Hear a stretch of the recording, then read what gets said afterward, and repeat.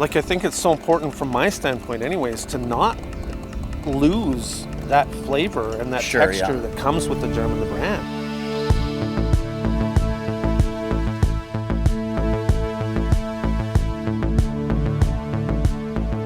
So we've been in Sturgeon County for a little over 120 years now. I'm a 6th generation Canadian farmer. The town of Gibbons is named after my grandfather, actually. The biggest thing when I got started farming was we wanted to stick to the heritage varieties of everything we did. All of our livestock is heritage, all of our grains, our garden, vegetables, everything. And Red Fife is very dear to Canada. It was not only Canada's first commercially viable wheat, but it was North America's. When I was talking to John, I mean, he had a bunch of ideas. He was talking about using the whole berry, and then obviously sifting the flour, and he's like, he's explaining making bread is the obvious, but there's so many other things you can do. How it tastes is also more of a terroir issue. Like it tastes more different more often. So when you take Red Fife and you plant it in one field, it might taste completely different than when you plant it in another one 10 miles away. You brought up the idea of doing some baby gnocchis. I think that'd be amazing. Cutting them fresh. Yeah, I just like showing off that, the nuttiness of everything going on in the flour, right? So it's kind of my favorite part is the nutty flavors that go on with it all and showcasing absolutely. Tender flour.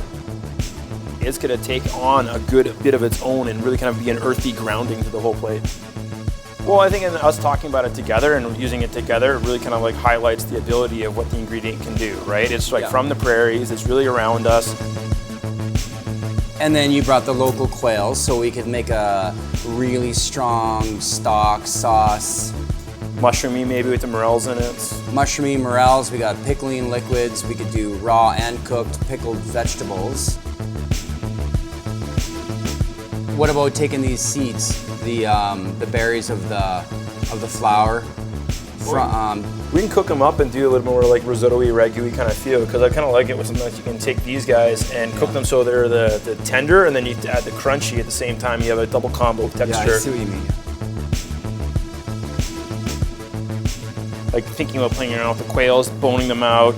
I want to take the legs, maybe just kind of like shank them down, kind of like fry them slightly, do the breast like a little pan sear, so you can have like a little breast leg. And actually, I like this idea because it reminds you of those. It reminds me when you French these little quails. It reminds you of the old French frog leg dishes that they used to do, right? Yeah. And it's cool to just fry it, pick it up, bite it. That's neat. I like the idea.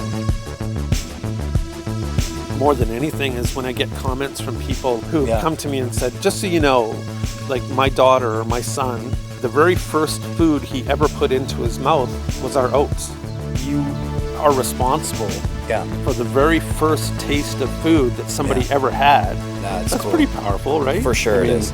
You want to keep doing that.